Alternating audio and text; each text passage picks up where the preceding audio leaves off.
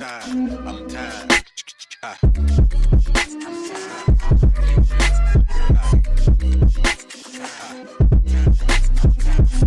Late Morning Program with Nam Ras Podcast. Satam abhistam svaprestahastam bhujasukamarya sukhani bhutirati bhumivite mahendra vajahati mapya ajanam govardhano me dishatam abhistam. That's beautiful. Who composed that? Vishwanath Chakravarti. To Govardhan Ashtakam? Yeah. Nice.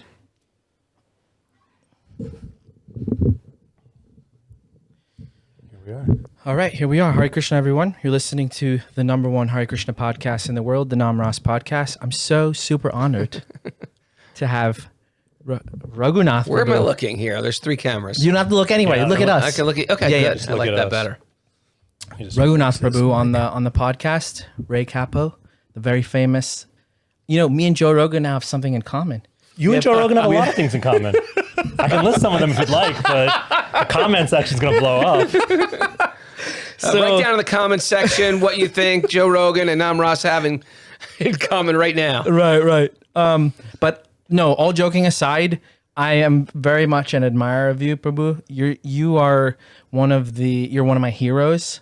You're also extremely humble, even though you are so popular and affluent and well respected in so many different circles. I think what you're being a little diplomatic about What? is we're in the presence of a freaking rock star. That's true. Like all of your guests are rock stars in terms of the bhakti world. Yes.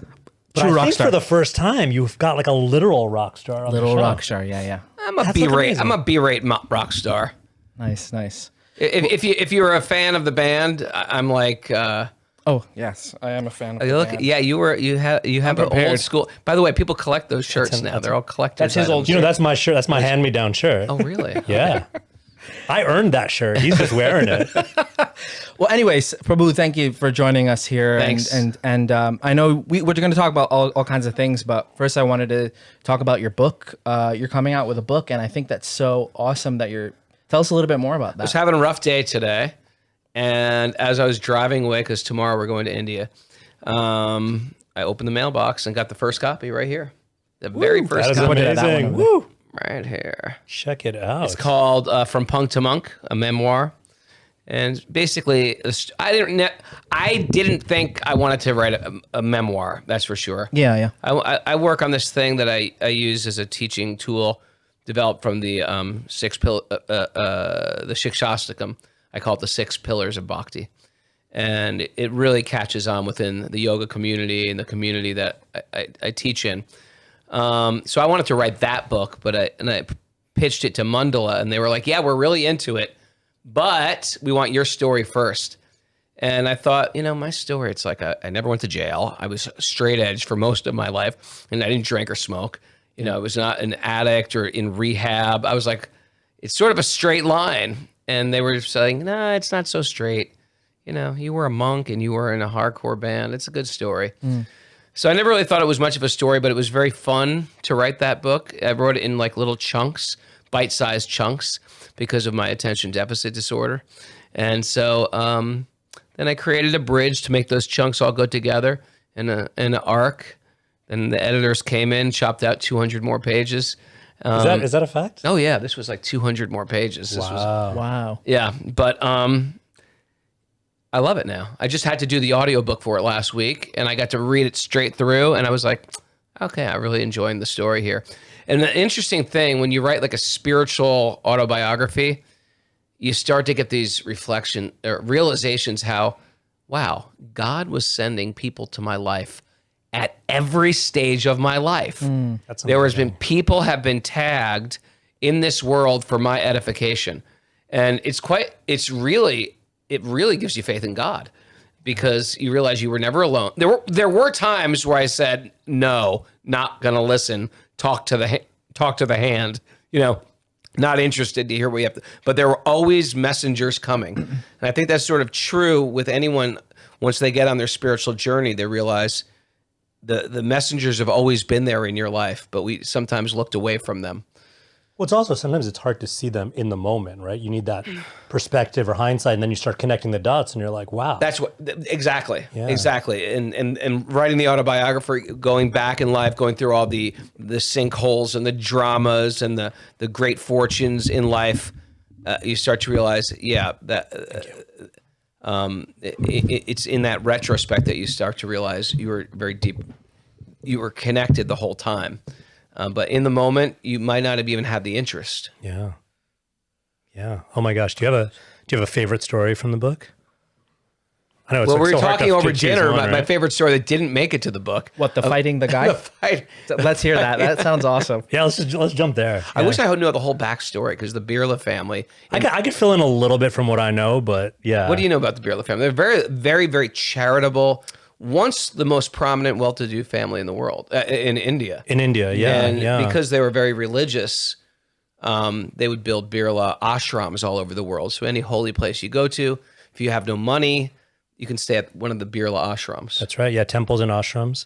A lot of temples in India, in different holy places, and even just in different cities and towns, were built by the Birla family. And so you and I, the story, as I remember it, and I don't remember how many years ago this was, but you and I and our families, our respective families, happened to be in India around the same time. Yeah. And one of our common teachers, Raghunath Swami, Yeah. was also in Mumbai. And there was a program, I think maybe it was like the launch of one of his books. It was the launch of Raghunath Swami's book. That's right.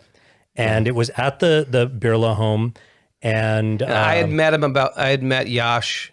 Now, backstory about Yash, though. see, that's an interesting backstory. And I'm not sure I have the full backstory. I don't have the full backstory either, so forgive me if I'm a little off.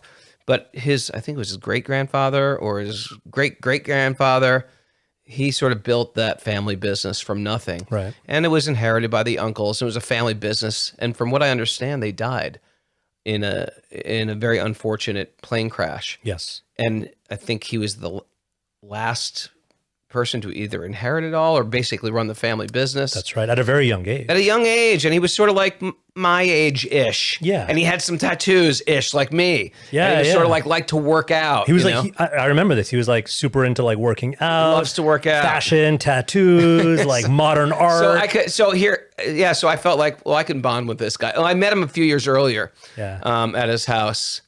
And so then we started talking, and he said, hey, it was like, by the way, it's a big Krishna hoedown at the house. Raghunath Swami, a bunch of brahmacharis are there. He invites some VIPs himself, and he's sort of just like a celebrity in Mumbai.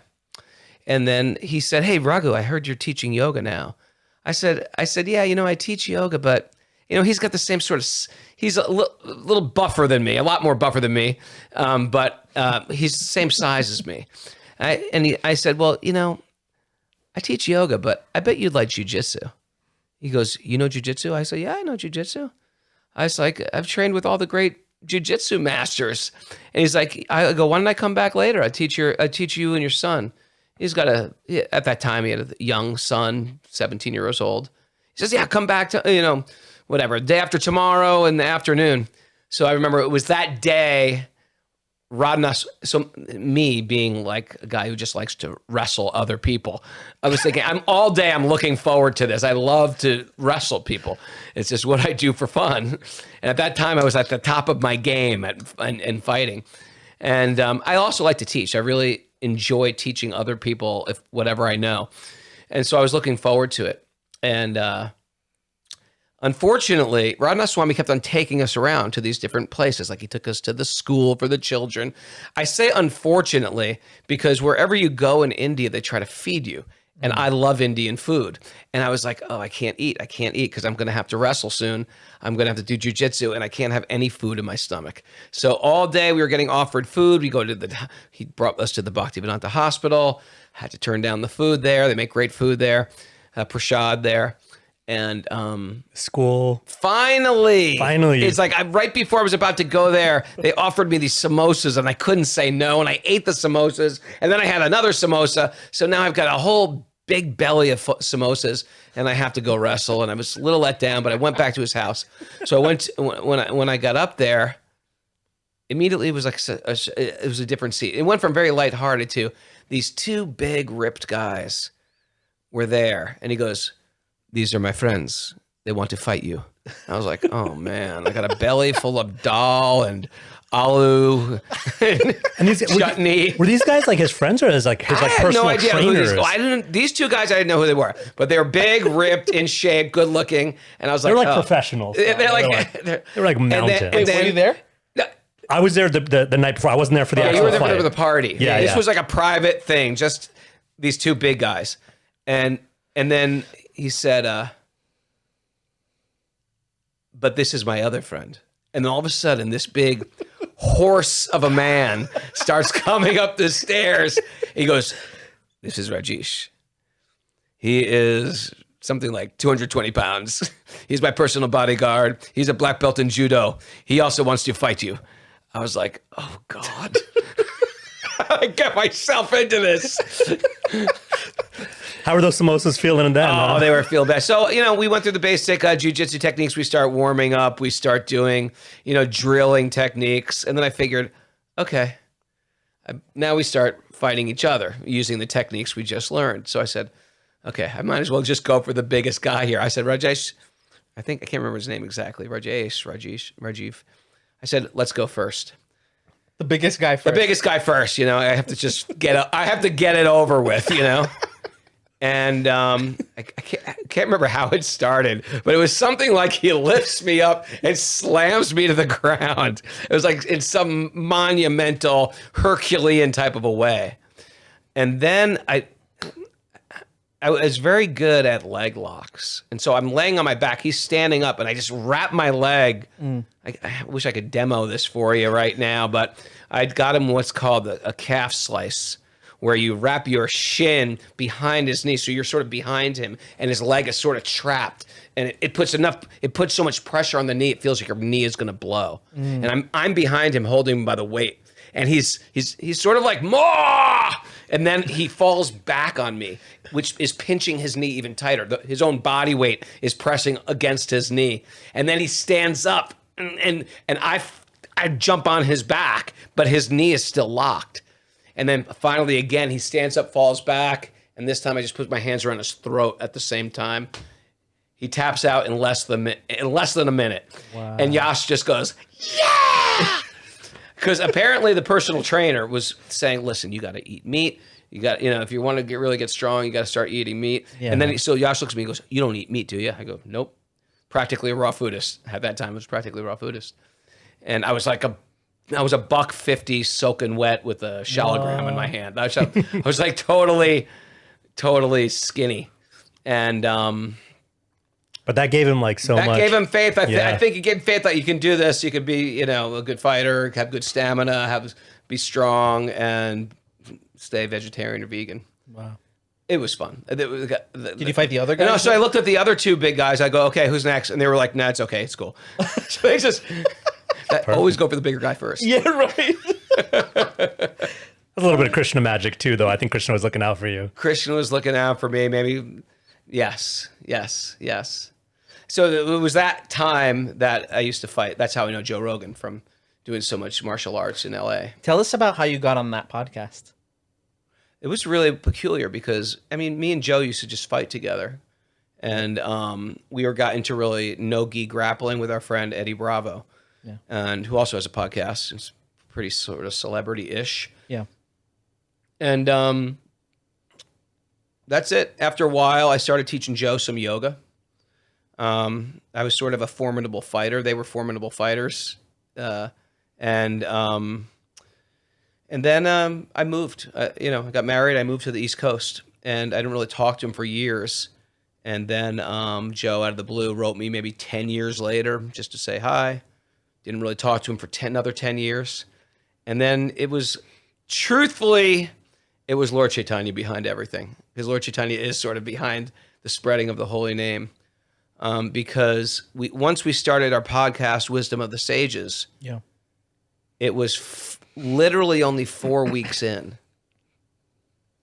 where I got this message from Joe Rogan, which I haven't spoken to in an email in 10 years, haven't really hung out with in 20 years. And he just said, hey, what are you doing? He sent you a text or email? He sent me a text message on Instagram. Yeah. He said, what are you doing? Why do you want to come out and be interviewed on my podcast? Wow. You don't understand. This was 2020. This was March 2020 or February 2020. I'm in India. Yeah. I have I'm taking a small handful of people on pilgrimage. We're in Jaipur. And I was like, what? First of all, I didn't know what a podcast was practically. I barely knew what a podcast was. I don't think I just was doing our podcast for my yoga students so they could hear the Bhagavatam every day. Yeah. I thought it'd be a good thing that if you like yoga philosophy, instead of just, enjoying a workshop where they talk about spiritual things and you're off to the rest of your life and you forget about it, how can you hear something on a regular basis? Because that's how we really change. We change by doing the same thing on a regular basis.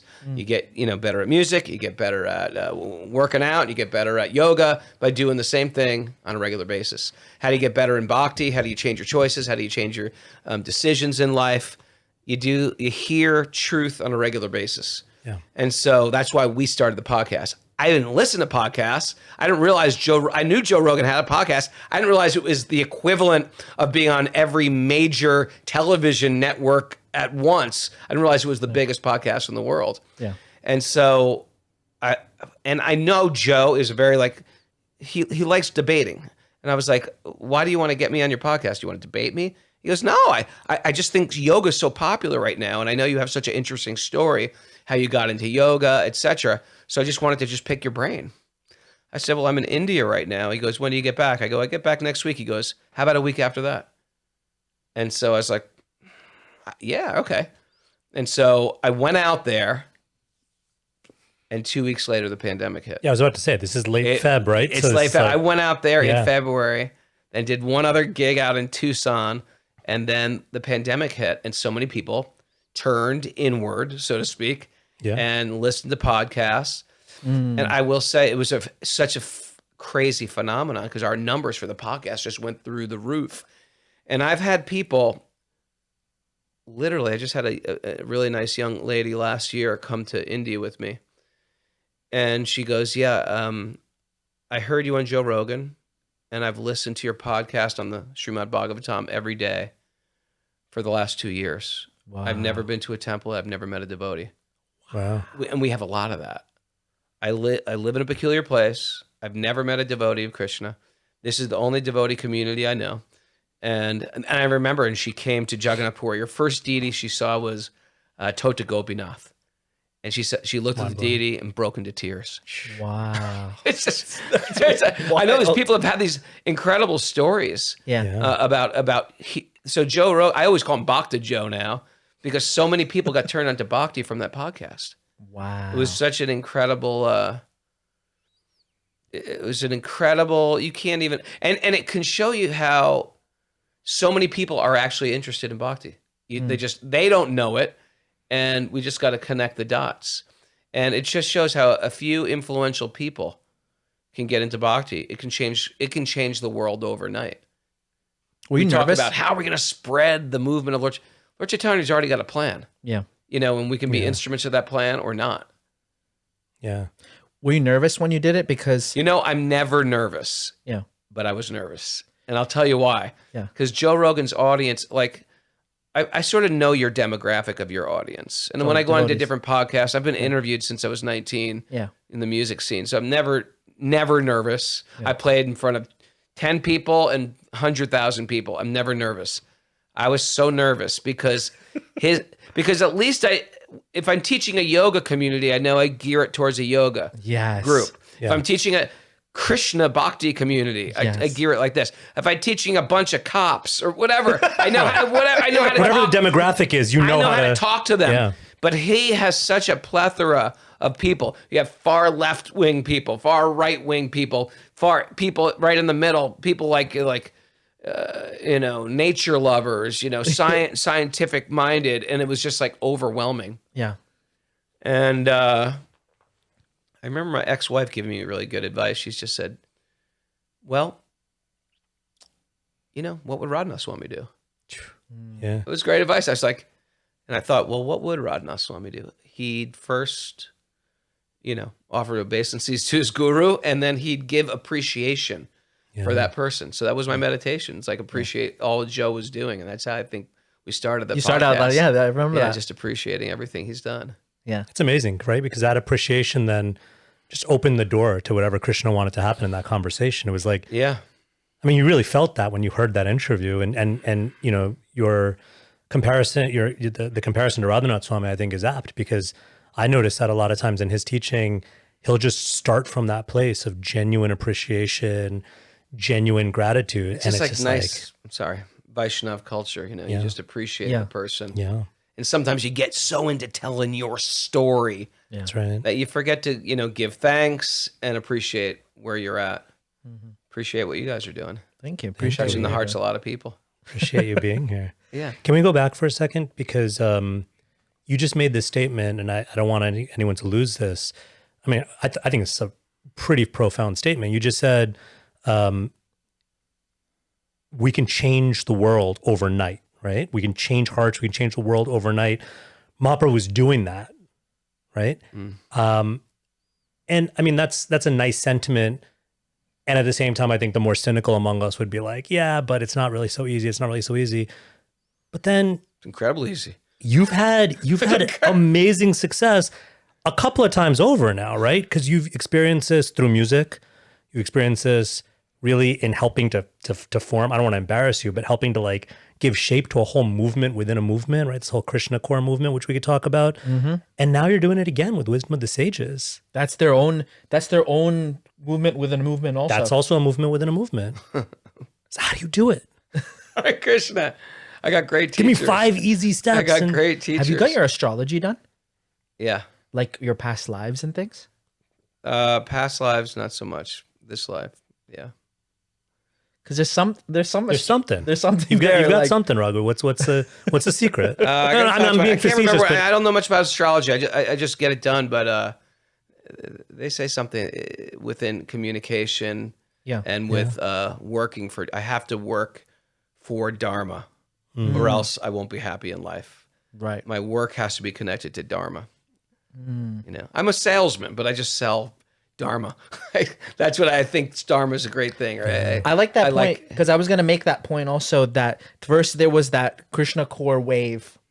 That was like a huge wave. Like all the Western devotees that I know, that I grew up with, and they all came through Krishna core basically. The weird thing was, it wasn't even in the West. I get letters from people from the Philippines and people from South America and people from all over Indonesia, Singapore, and then of course Europe, all over. And I still see people like that. And now the second tidal wave is the wisdom. I feel is the wisdom of the sages in the West, and you had to do with both of them, which is phenomenal. I mean, well, then we can also, I don't know if you'd look at it as a wave, but the kind of the integration of different paths of yoga, and kind of shining light on bhakti as part of this larger yoga context. You're also at the forefront of that, and have been for a number of years. It was only due to Wisdom of Sages I'm backed off of that, but I basically toured as a yoga teacher internationally. I mean, we were talking about 12 years or something. Yeah, I mean, we were talking about that time that I was able to host you out at the university, and you were there in a capacity. I remember everyone doing hands. I was taking pictures of everyone doing these like amazing headstands and stuff. You were full on, teaching asana and so much more. But yeah, there's these waves where you're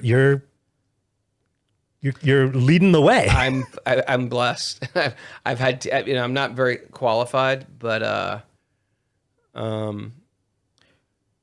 feel fortunate. I feel like Prabhupada, the Vaishnava acharyas, modern living acharyas in our lives, teachers, just genuine nice devotees, have just given me a lot of shelter and given me good direction and given me good advice. Because sometimes I feel like we as devotees, we try to come up with some kind of formula to spread the Krishna conscious movement, right? Like it's like sometimes too formulaic. But in what you're doing, I feel it's so much more about like just connecting with people. It's not like you're thinking so much about like calculation, It is calculation, but it's more internalized calculation. Can you elaborate on that?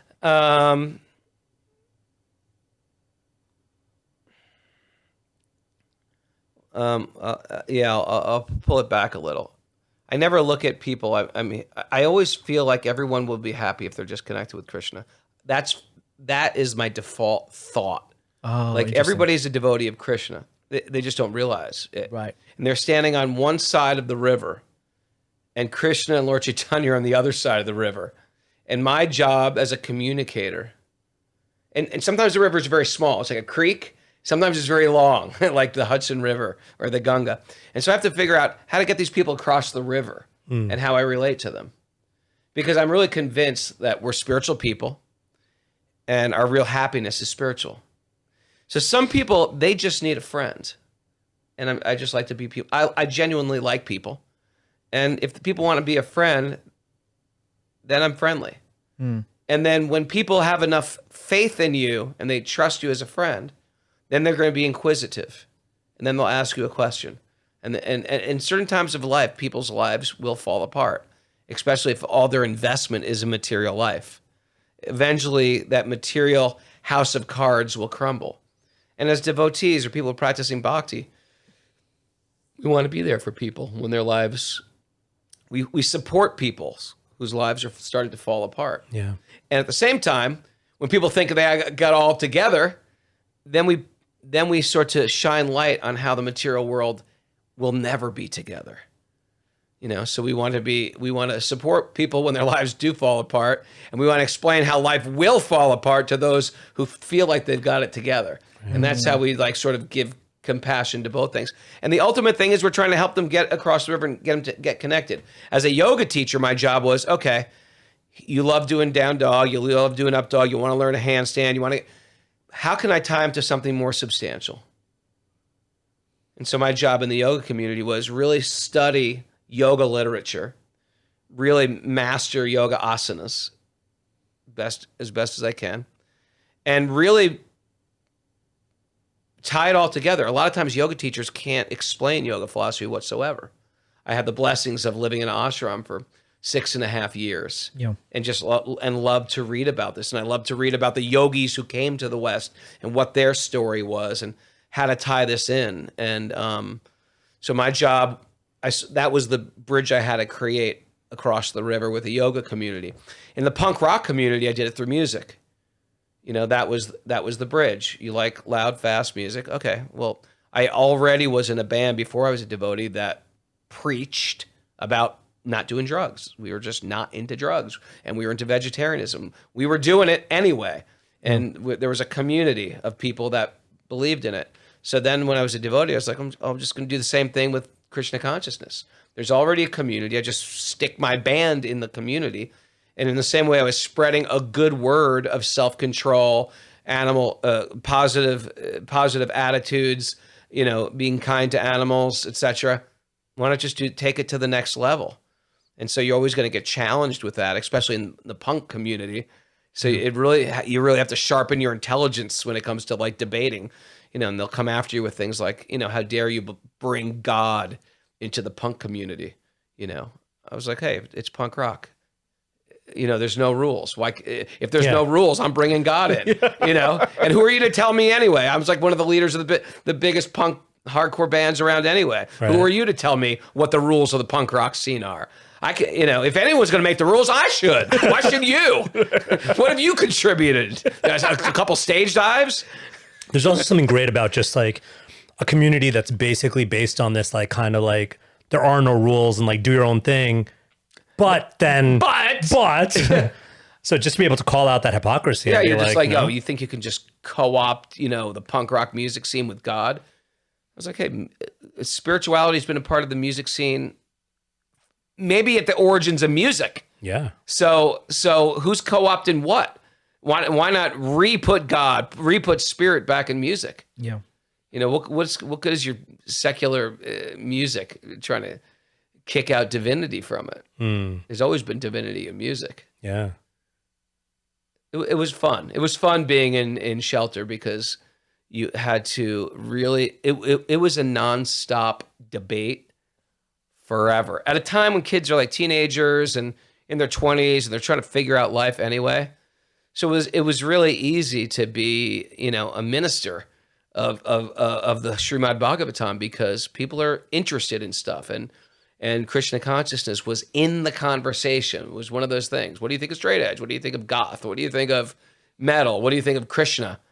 It just became a thing. Yeah, it was like it, like it, love it, hate it, but it's there. It's there. part of it. It's part of it. And it touched, you guys were little kids at the time, but you remembered. Yeah. I was on the periphery of that scene. I feel You're on like the periphery of it? I hung out I knew with so many people like in Tawako who were like who came from that scene. So I was like kind of exposed to it. Yeah. It was a really interesting phenomenon. I'm honored to be a part of it. the first time I saw you, you probably don't remember this, but the first time I saw you was a show at this club called Limelight. Remember Limelight? I remember it well. And you guys did a show with Sick of It All. Yep.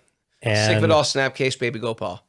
That's right. That's the show. Snapcase. And and I had you sign my Attaining the Supreme CD, and you signed and you wrote Haribo. You gave me those CDs, Dana. Yeah. Attaining the Supreme. Pass them on to me. Which I still, we can get into the whole shelter thing if you'd like, but I want to also hear your thoughts because I think we have our favorites, and you probably hear this all the time, but Attaining the Supreme, there was just something something special about the lyrics, the music. The lyrics, the music, just that time in life that just captures so much for me. That was a time in life we were all brahmacharis too.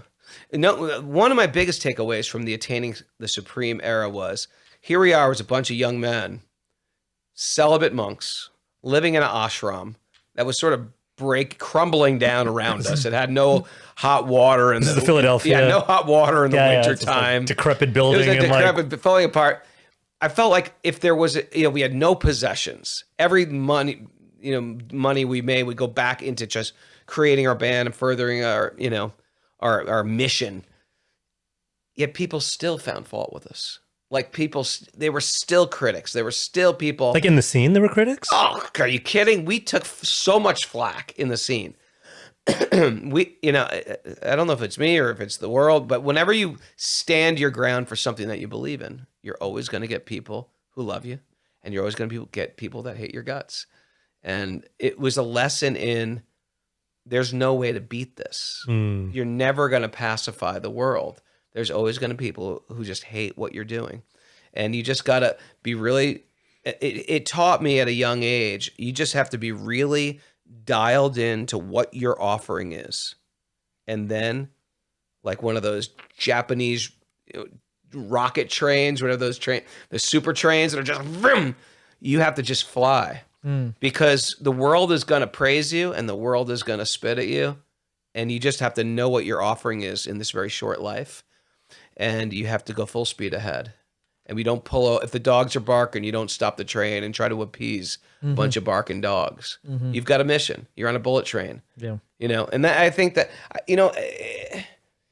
I really feel like in the Bhakti, because the demographic of your podcast is really people into Bhakti. All devotees mostly, yeah. A lot of devotees. I really felt like there's certain things, if you can get these ducks in a row, you can make so much rapid advancement in Bhakti. You guys, I'd like to hear your opinions. I just thought of this on my own. First, you need a community. You need people that you can relate to, friends, and then you need elders, whether you want to call them gurus or elders. You need people that you can say, you know what? I'm at a fork in a road. What do you think I should do? Yeah. We don't take it on ourselves. We go to authorities, people that we look at. We like the way they walk in this world. We need people like that in our life to advance in Bhakti.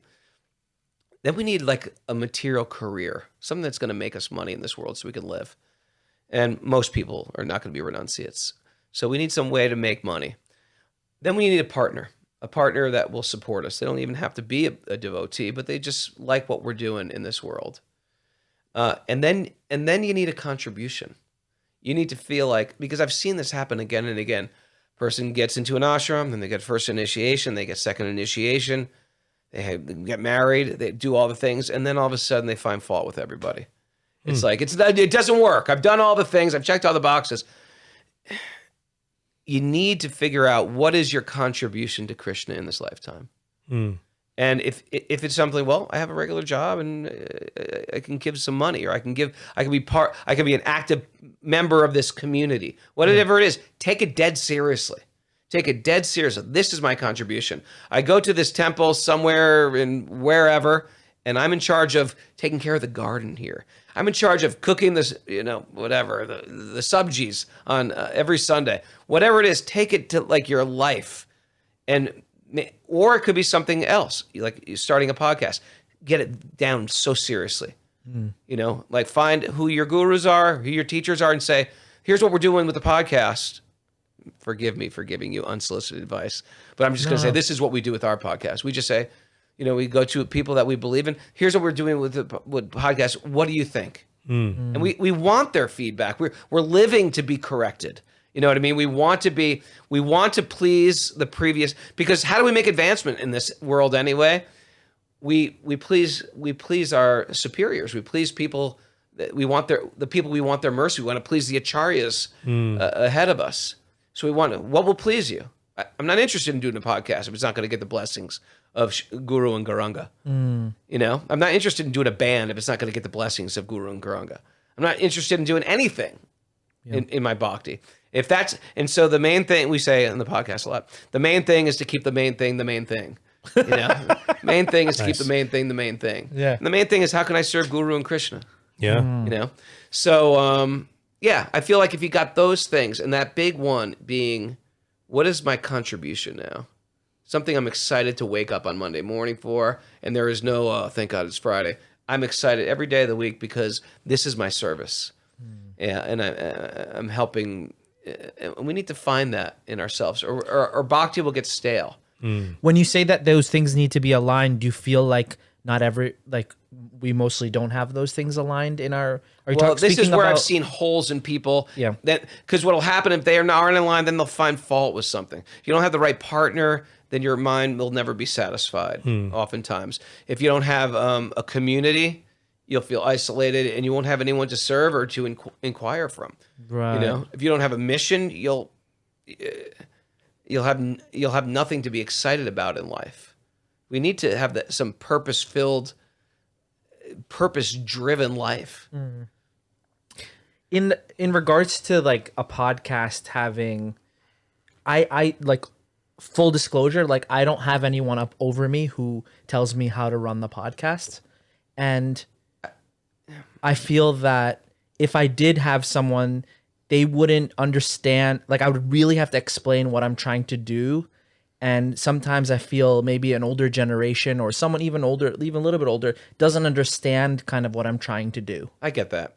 I get that. At the same time, I get that, because even when I was doing the band, it's not like anybody got it. Right. You know what I mean? Yeah. There were certain things that information only I was privy to. How is a sannyasi going to understand? Yes. At the same time, I did, even when we were brahmacharys, we did work with sannyasis. Yeah. And I just explained, here's what we're going to do. This is how we do it. I know how to do this. I did this before I was a devotee. I did this. Right.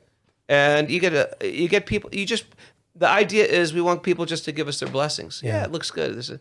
Now there's certain people who are never going to give you your blessings also. Yeah. And you just align with people that you jive with, you know. Well, I mean, I think that's also a key point, right? Because there's times for feedback, and that's helpful, but a lot of times it is just that blessing. It's that sense. And what I'm hearing, in some of these mentors, guides, gurus, it seemed like at a certain point they may have been like, this is not my scene. I don't quite get it, but I trust you. Sure. Yes. And so I'm going to give you my blessings. You know this scene, Krishna consciousness, you're learning Krishna consciousness.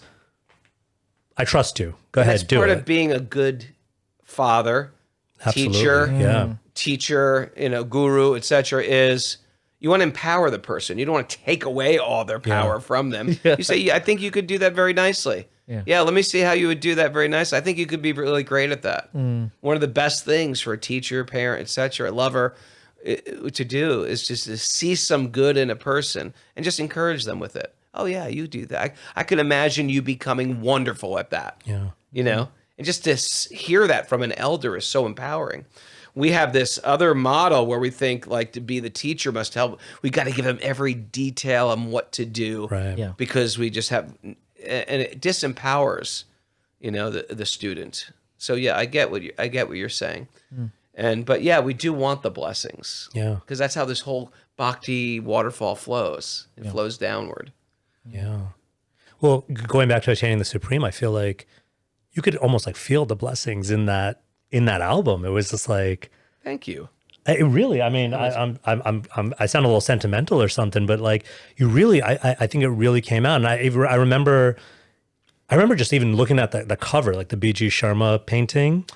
Let it be Krishna known about the B.G. Sharma. That was one of the first B.G. Sharma paintings in America, because our good friend Henry Sholkoff, That's right. from DC, who I met in 1988. He's mentioned in my book also, Henry. He's still a good friend of mine. I met him in India in 1988, and he was taking care of Mother Yamuna and Dina Tarane. They were living at his house, and he had a very big house in Washington, D.C. And he was telling me while I was living in Philadelphia, well, you'll never be able to record a record in Philadelphia at the ashram. You should come down to my house, and I'll make a whole studio for you guys to do pre-production. So the whole band went down there for 5 or 6 weeks, and we just wrote songs and worked on writing songs. Wow. And we got the good, and I wrote it in my book too. And Dina Tarane, Yamuna was working on her second cookbook, and so she was.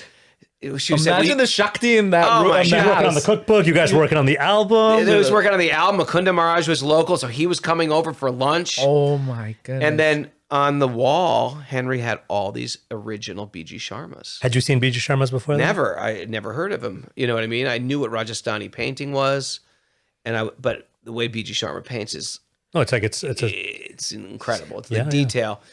And then he said, yeah, if you want to use any of these pictures for a record cover, you could. But even though I loved all his pictures, none of them I felt was a good record cover.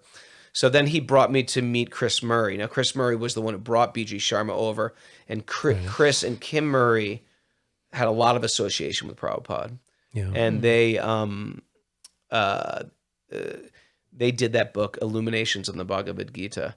It was like a children's book. Oh yeah. You remember that? Yeah. So Kim would come over, and she's a wonderful singer also. And Kim would come over. Yamuna used to do Mangal Artik for us every morning and give us class in Kirtan every day.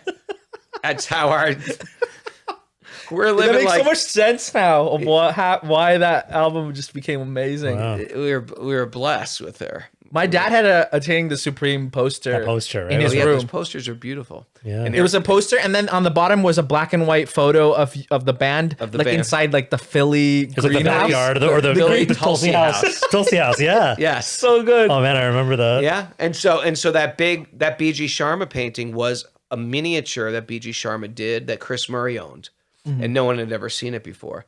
And then from there, I think Mandala got the rights or brought B.G. Sharma over. And Yeah. Mandala and Ramdas has a very big collection of B.G. Sharma. I think he made him pretty famous. But I think in the before that, West. B.G. Sharma was really not known in the West. Not in the West. Not in the West. Between Chris Murray, I think, and B.G. Sharma, he became very popular. Yeah. I can't recall what was some really famous songs from that album. So many. Not just a package, better Just way, Better Way my is on one there. concern, consumer. Right. Consumer. What was yeah. the blue out? The album was light blue and gray. I really like that was one. that was the compilation of our singles, which was called Quest for Certainty. Quest for Certainty. Is that I what love. Is that? I think that's what this- No, it's that No, was this just is like sort a of the generic- between albums. Oh, okay. It has a Bhagavad Gita verse on the back. Yeah, Yeah. yeah. Quest for Certainty. Quest for Certainty is so good. Yeah, Do you have a favorite? they're like your children. You like them all. might have a favorite in there. When we went to Roadrunner Records, which was a bigger label, That was Mantra. that was Roadrunner? Mantra. Yeah. That was probably my funnest record. to do. Mantra is so good. It's just like the production was just so quality, and it was so raw, and we just spent a lot of time creating that record. Yeah. And the record company really helped blow up the band too, Oh, really? much bigger than we. Oh yeah, Yeah. internationally. I know it was an interesting. Yeah. It was an interesting ride when Mantra came out. Is that Here We Go Again? Is that was Here We Go again. that was it was your first MTV airplay, right? Yeah, MTV Yes. Airplay. Remember that it video? became like a- I remember we stayed up. There was that show, I don't even know if they're still doing stuff like that. 120 minutes. You remember that? Yeah. It was like the Yes. metal kind Like of edgier thing. It was like late at night. 120 minutes. I remember we stayed up. I don't remember the host who was like this bald guy, but I remember staying up and we were just like, okay, it's like the shelter video is going to be on. And then it was Here We Go. With like a bunch of like devotees that we knew were in that video, right? Yes, that's right. I love how direct the lyrics were. Krishna like directly preaching like the philosophy. It was so funny how you could preach direct and have people sing along with it, singing message of the Bhagavad. It was almost like a prank. Yeah. It was like a prank. It was like a prank. Everybody singing message of the Bhagavad. Oh, so funny. Do you miss like creating lyrics and creating lyrics is super fun. It's almost like a mystical thing because it's almost like it's out there and I've heard other artists and songwriters say this. It's already like it's out there in the universe and you just have to put the puzzle together. Yeah, and it's almost like higher beings or God is doing it and you're just being a facilitator of it. Yeah. I've heard other artists talk like that as well too, but that's how I've actually felt. And it was very, very satisfying to write lyrics and write. I don't miss it though. It was just it was a phase of my life. I'm not a real musician. I'm more of a spokesperson. Paramananda, the other guys in the band, they're real musicians. And musicians, they have to play music. They love playing music. They have to play it. They won't feel satisfied in this world. It's their dharma. It's their calling to do music. Yeah. But I remember when I started teaching yoga, I was just like, this is so much more satisfying than doing music because I got to preach in the class and talk and make people laugh and, sing a little with the harmonium and, do a handstand and then give an analogy and things like that. I was very, very felt like I'm missing out on nothing. The only thing I'm missing out on is an occasional bottle getting whipped at my head. If somebody doesn't like your yoga class, they just don't go to your yoga class. Right. Someone doesn't like you in the punk scene. I mean, you could have a gang of skinheads wanting to kick your butt right after the show. Wow. Has that happened? What, you kidding? Tell us one. Well, the most famous one. The Song of Brahma story. The Song of Brahma is where we got jumped. Which, by the way, I don't know if I told it on Joe Rogan and Rich Roll. Okay. Yeah, But, yeah. I'll save the story. But yeah, there's always guys who want to. I remember the first time my poor ex-wife came to a show. We did, I came late. It was somewhere in Florida. And, 20 security guys came up to me. Okay, Ray's here. Ray, okay, I just want you to know, okay, there's a gang of people here that want to kick your ass. I just want you to know that, but we got your back. And she's like, why? I was like, there's no reason. There's no good reason why people who don't know me want to kick my ass. Because it's a Wednesday. It's like, why? It's like, why not? There was always some element in that music scene that, because a bunch of people are teenagers and they just want to prove themselves. Well, it's also, right? Like, if you think of it in terms of just like energy, it's just by nature, it's just like a very Rajasic, Tamasic scene. It's Rajasic and Tamasic, right? I mean, you could do amazing things and you have done amazing things in that scene, but the energy, right? It's still there, which is why it's very difficult for me to do reunions because I can't wake up early and chant. You know what I mean? In the old days of Shelter, when we would tour, we would just stay up after the gig and chant all our rounds after midnight. Wow. And that's how we did it. Some people say, hey, that's not bona fide. And we said, tough. That's how we're doing it. You know what I mean? It's like, I don't care what you think. We got to chant around sometime. I'm not going to wake up at noon and chant them at noon. It's just not going to work. So we just stay up after the gig and just chant them. And that worked. Now it's like, I find it too physically exhausting on my body. I'm an older man also too. Yeah, there's something about I was doing it when I was youth 24. Now I'm about to be 58 next month. What? Wow. Unbelievable. You're in great shape for 58. Reasonable. I could be better, but thank you. Do you have any health issues? Nothing serious. That's wow. Really So good. you made it through the whole wild and crazy hardcore scene and I didn't my manage ass to kicked. Yeah. and didn't break too many bones or No, just that one car accident I talk about in the Right. in the book. Yeah. And even that wasn't so bad. Are you still in touch with like all band members or? A little bit, yeah. Shelter had a lot of rotating members, but Yeah. that main core, and Sammy from Youth of Today, who's been sort of connected, and Walter from Youth of Today actually came to Indy with me last year, which was really fascinating. Wow. That's amazing. Yeah. That must have felt real. Like, It felt full circle. incredibly full circle. Yeah. Incredibly full circle. Here's one of the things: is whether it's straight edge vegetarianism, spirituality. It might not be a good fit when you're 18, but as you get older, it's like, what are we kidding? Yeah. We're not going to take care of our bodies. What, we're going to put anything in our mouth? We're going to just like let our bodies go to hell. We don't. The basic premises, the basic principles of Krishna consciousness are so easily acceptable when you just can spell them out. You got to be careful what you put in your ears, careful what you put in your eyes, careful what you put in your mouth. Meditation's important. Controlling your mind's important. Not letting your tongue, belly, and genitals get the best of you. Yep. It's like common sense. Right. It might have started off as a weird thing. It sounds so radical when you're like in your teens and early 20s. Well, it was a little more radical then too, because one, there was no internet. So if you see a guy in a robe, it was like weird. Yeah. And we've never seen it before.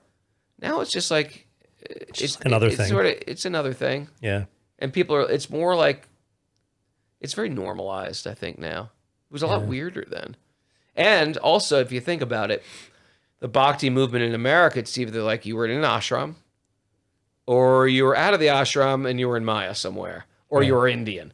Indians, they ride. I love that. Or you're in an ashram, you're in Maya, or you're Indian. And Indians were sort of like riding that line. We're sort of like, we're in the material world. We're not of this material world. The regular white Hare Krishnas couldn't figure you guys out. Yeah. But it was very like you were either in or out, right? It was very in or out, and thus it was very culty and weird. Yeah. And you guys were doing the band, and you were fully in terms of being devotees, right? You were like, You're fully in. you were brahmacharis. Do you know what illustrated that really a lot for me was that VHS tape. Remember that? Sankirtan Yagya? Sankirtan Yagya. Yeah. And that was That was all Henry's filming. I love that VHS so much. I think you can find it on probably on YouTube. I love the effects of that. Those like Remember typical, they're going 90s through effects. remember they're going to the grocery store and When they're like offering entire aisles of the grocery store or something. It's just, that's the best scene. that was such a good scene. No, but they would like, you do like this whole like, you do a show and then you'd like, right, like then like end up in like some kid's like living room and you're having like a home program and doing bhajans and then you're like waking up, chanting around. Like you were living the full Krishna conscious devotee lifestyle. Shelter bhajans. Loved it. It's so funny. We made a shelter chanting prayers and meditation CDs. So therefore, it's like looks like a shelter CD, but it's all shelter bhajans. Yeah. It's all bhajans. So kids will be like, "I'll take one too. I'll take one too." Here's the deal. You're a kid. You got a favorite band. Your favorite band happens to be in this. I'll give it a chance. Yeah. And same thing is true with anything. You believe in nihilism. You believe in white supremacy. You believe in like violence. They'll get into that. They're at an age where they're looking for heroes and they're looking for paths to go on. Yeah. They're looking and musicians offer that. They give them a philosophy, a lifestyle. The Grateful Dead. Here's our lifestyle. Here's what we do for fun. Here's the drugs we take. Here's the music we listen. You're offering them a culture. Yeah. So we are offering them a Krishna culture. Yeah. And the Krishna culture's got a great culture. It's a great culture. And we're offering them music too. Yeah. Mm-hmm. Yeah. So it's like I felt like it was like the best of all worlds. Looking back at in those days,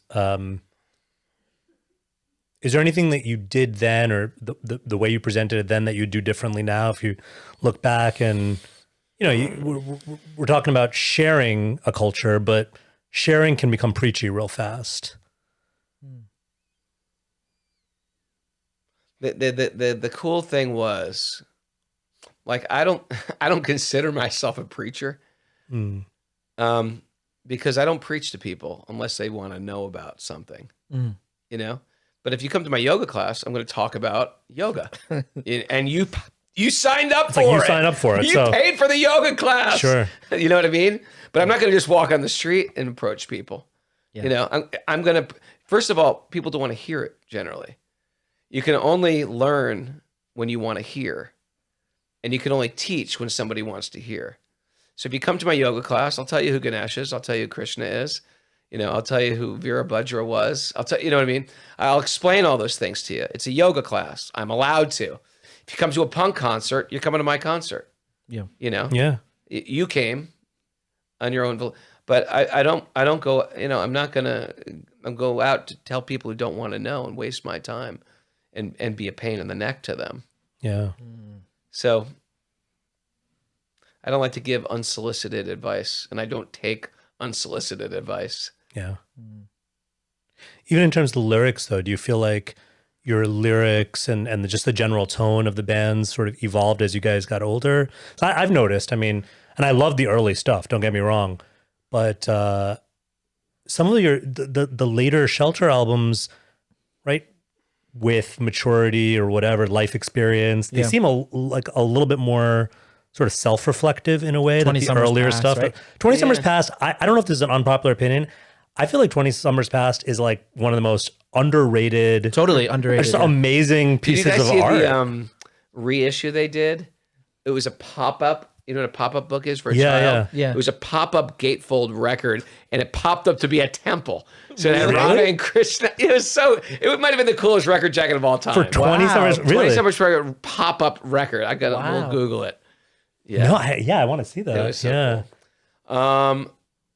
But yeah, it was great. I like the record. Thank you. It's Yeah, like a really. child. To write a record is like Yeah. giving birth. You know. No, but that one especially seemed like, and I don't want to pry, but since we have you here, I'd love to ask you, like, that one seemed like there was a lot of reflection. There was a lot of like brutal self-honesty. There was a lot of like, just like, yeah, I've been through some shit, and Yeah. you know, and yes, like it's still spiritual. It's still got the Krishna, Right. you know, theology there, but there's also just like a lot of like being human on that album. Thanks.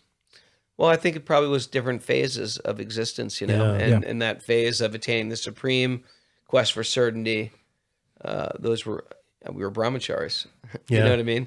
Once mantra came out, it's I guess it just in your phase of being a spiritual practitioner, you change the way you relate to people. You change the way you relate to people that practice bhakti and that don't practice bhakti. You change your relationship with, you know, people within your inner circle and people in your outer circle, and you sort of just mature with it. So perhaps the lyrics did as well. I became a little bit out of the box, even more, just what you said, perhaps a little more self-reflective. The funny thing is, when you think I wrote that song talking about the future when 20 summers pass, like, Yeah. you know, 20 years from now, that's Yeah, crazy. yeah. It's already way past 20. When was that album? That was out in 1997 or No. something. 1998. No, When 20 no. summers pass Yeah, is yeah. way past. I feel so old. You right are. now. You are old. Wow. That's unbelievable. Isn't that interesting? I just threw out that random number when 20 summers passed, meaning somewhere in the far Distance and future. Yeah. Wow. Here we You are. ever feel like, man, I'm like Rip Van Winkle. I fell asleep and like everything has changed. Every day. Everything has changed. Do you feel that there was that wave of the Krishna core, now there's the wave of yoga, wisdom of the sages. Do you think it's just going to continue, like new things are going to come where we can kind of capture people to, introduce them What's to the next wave bhakti? going to be, and how can I get in on it now? Can I Get invest the something in bottom floor of this? this. I don't know. I pray to Krishna. Please engage me. I Yeah. pray to Krishna. What would you like from me, Krishna? Yeah. You know, and I try to think. I like to think as big as I possibly can. How can I do that? I'd like to be around devotees who think really big too. Yeah. You know. What do you mean by thinking big? Well, if I was a materialist thinking big, well, how can I make millions? Right. You know what I mean? But how Like, can I? was that like the chasing the rhino? Like, Right. right? Prabhupada told that to Shama Sundar. It's like, just go for like Go the for most go for big, the biggest thing. audacious Like Shama goals I Sundar can is one of my think of. heroes. Yeah. Yeah. You know, it's like he's not going to just spread Christian consciousness. He's going to make the Beatles into devotees. He's going to turn the Beatles on to Krishna Bhakti. Right. The biggest band, maybe in my lifetime, you know. So I like to be around devotees who are also thinking big like this. How can you give bhakti? If bhakti is really going to help the world, how can it help the world? Yeah. And so I think just being connected with, with influential people or becoming influential yourself, It's such a razor's edge, though, right? It's a razor's edge because influential. people are always looking for conflict, but I feel there's more in common. People have more in common than they know because we're all spirit souls who want to be in love. It's really simple. Everybody, whatever religion you are, whatever political side you're on, we're all spirit souls. We don't want hurt. People are actually good people. People are deeply good. If they're not doing good, they're just a little confused. It's rare to find someone who's absolute evil. Yeah. Generally people just want to do good in the world, and they have an idea of how they'll do good, and another person has a completely opposite idea how to do good. And in bhakti, what I love about it is it goes right to the root of how to do good. Is we find our deepest connections not on externals, but in something more internal.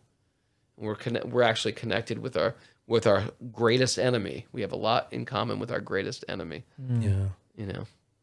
You were saying razor's edge because you can kind of get too involved in trying to become influential, but at the same time, I think that's a part of it, right? Because like it's such a fine line, or I feel like it can be such a fine line between like I want to be as influential as possible for Krishna, and like that ego is growing right besides it. I already dealt with it at a young age, and maybe that I don't think that's everybody's calling to be an influencer and stuff like that. Yeah. I was an influencer before it was called influencer when I was at a young age. Yeah. And I realized like this is ridiculous. It's not fulfilling. It's not giving me what I want, and I'm not interested, and I quit.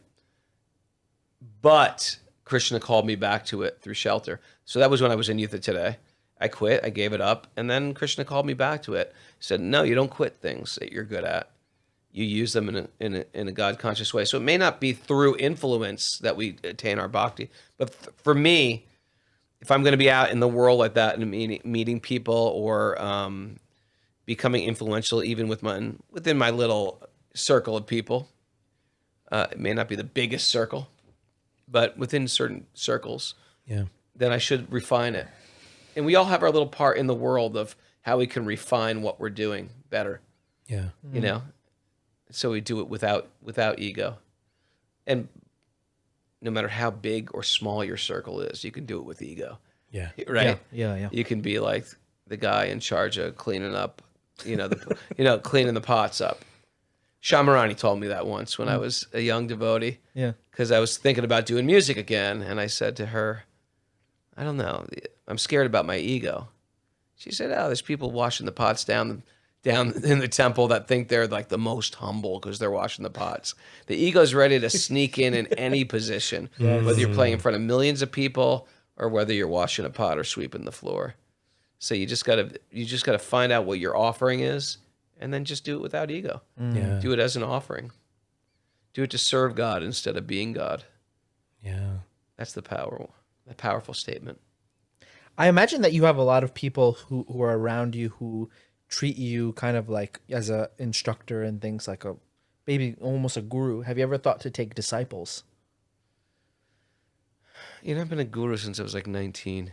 Yeah. You know what I mean? It's a pain in the neck. It's a pain in the neck. I'm not eager for it. And at the same time, I think you can't institute it. We have an institution say, well, he's on the guru's waiting list. Whenever I hear that, I was like, that should be the first disqualification, to be on a waiting list to become a guru. Right. You can't institute. Something like guru is natural. People will come to you. If you feel like you have some knowledge, they'll come to you and they'll ask questions. Yeah. And if you don't have knowledge, people won't come to you. It's just the way it is. And there might be an institution who formally, makes it, this is how you do it. You jump through these hoops, then you can be the guru. Yeah. But truthfully, it'll develop naturally. Just like if you're a great photographer or great violin player, someone will say, show me how to take those photos. How do you play, the violin like that? I'd love to learn how to do that.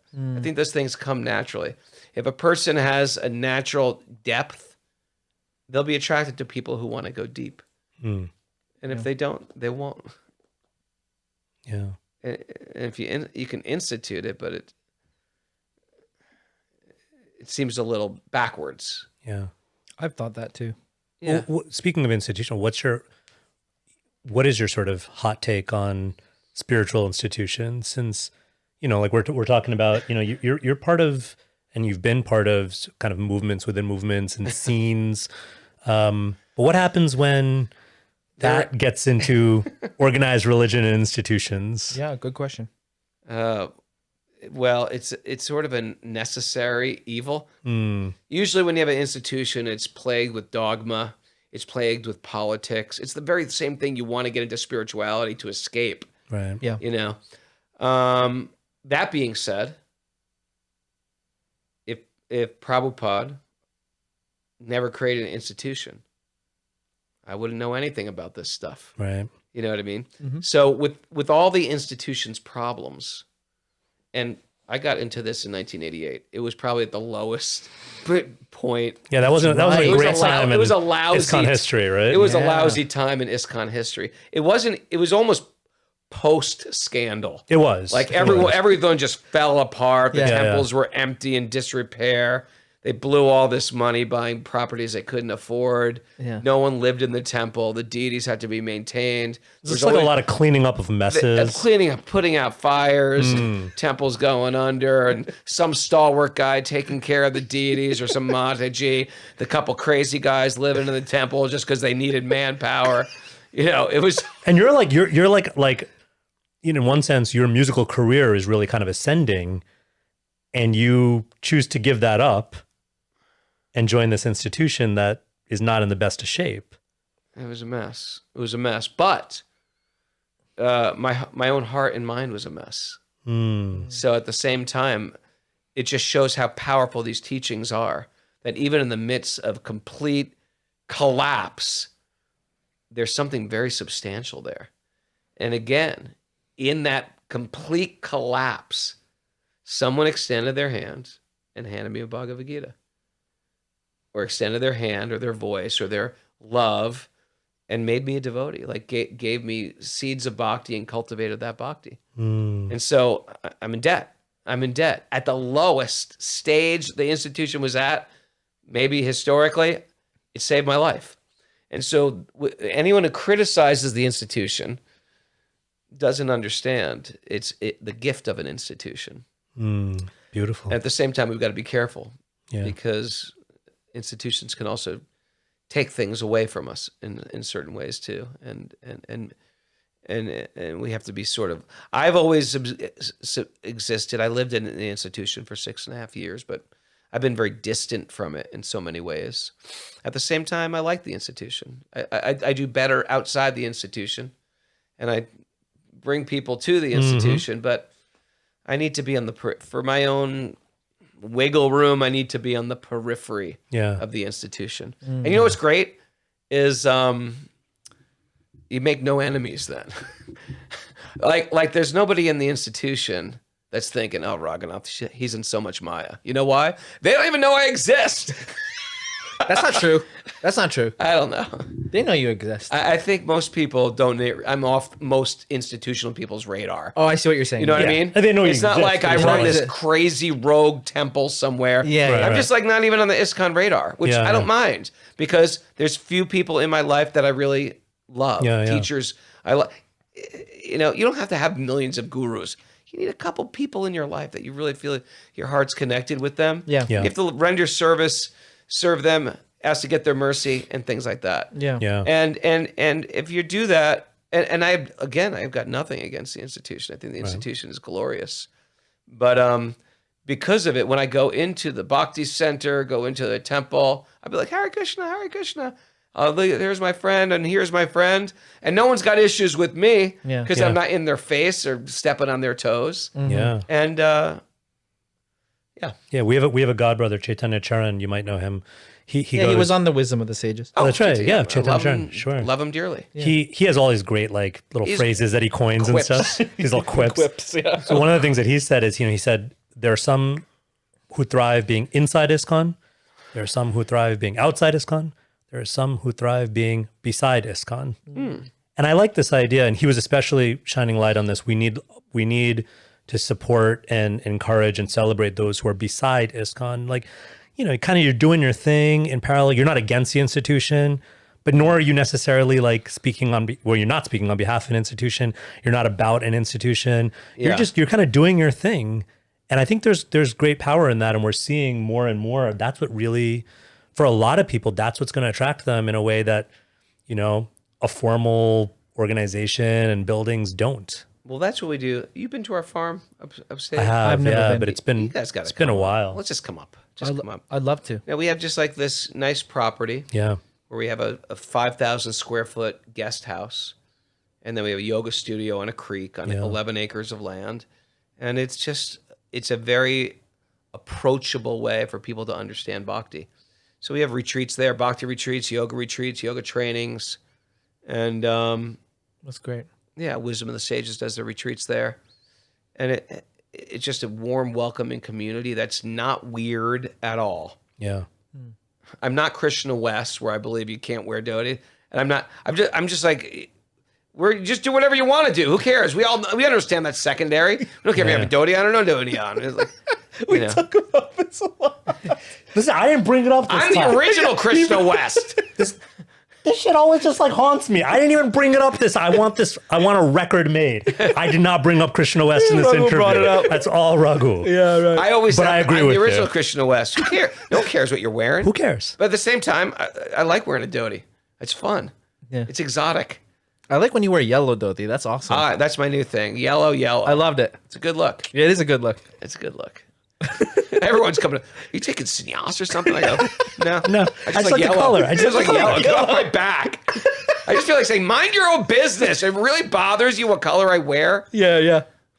Awesome. But there's something to that, like, I don't know if you want to call it like self-confidence or just being comfortable with who you are and just like I just think being it's who you are. Yeah. Yeah. There's something comfortable. I know what I am. I know all my good qualities and all my bad ones. Yeah. And I think it goes a lot to be said, and this really helps out in Bhakti, is you really got to be aloof to public opinion. You got to be really fixed in what your offering is, Yeah. and you got to be aloof to public opinion, because everybody's going to give you their opinion, Yeah. Oh, yeah.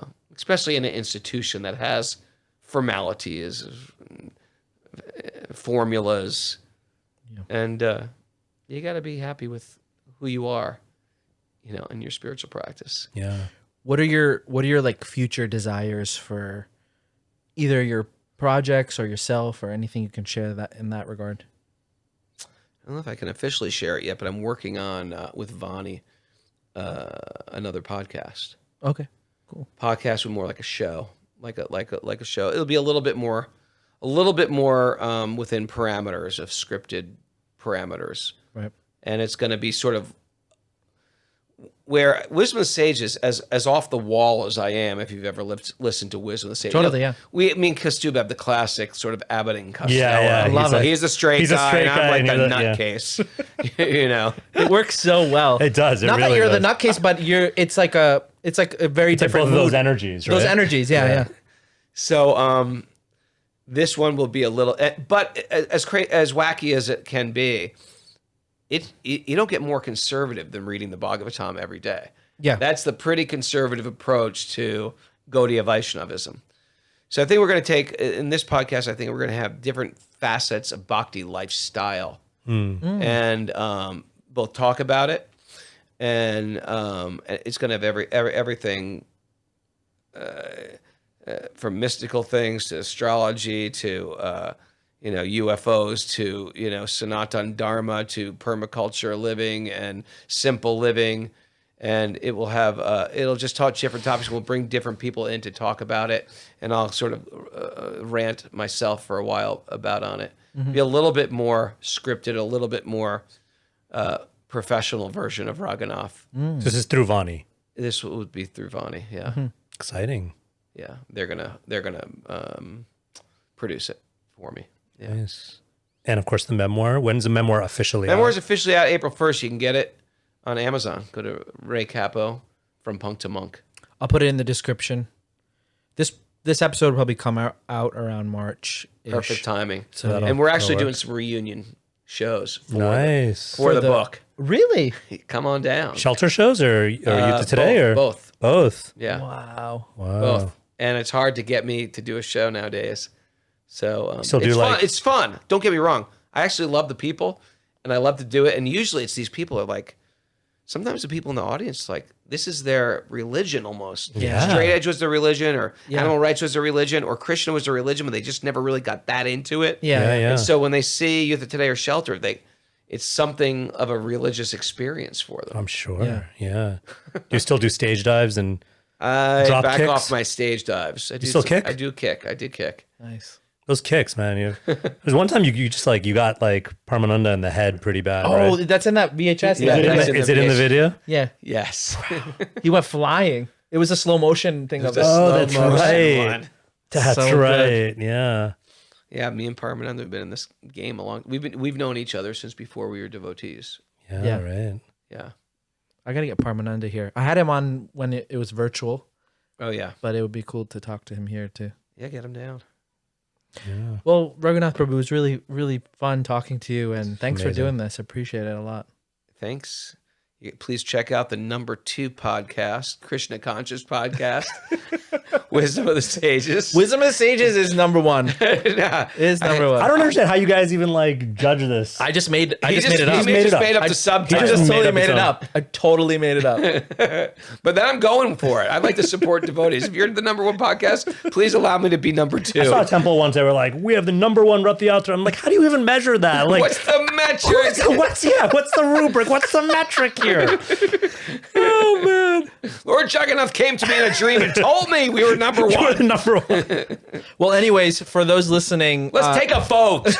Let's get to the bottom of this. If you think this should be the #1 podcast, check text Raghunath him. Prabhu's memoir coming out in April on Amazon. I'll put it in the description. Check out Wisdom of the Sages. I'll also put that in the description. And any shows that are coming up for that in 2024. But again, thanks for joining me for the podcast. Thanks. You can go to my website, raghunath.yoga or Raghunath Yogi on Instagram. Raghunath It's great Yogi. ways to follow me, or if you want to reach out to me. Yeah. Yeah. Instagram also. Also put that in the description. Thanks everyone for listening. Thanks, Haribo. Haribo. Hope that was good.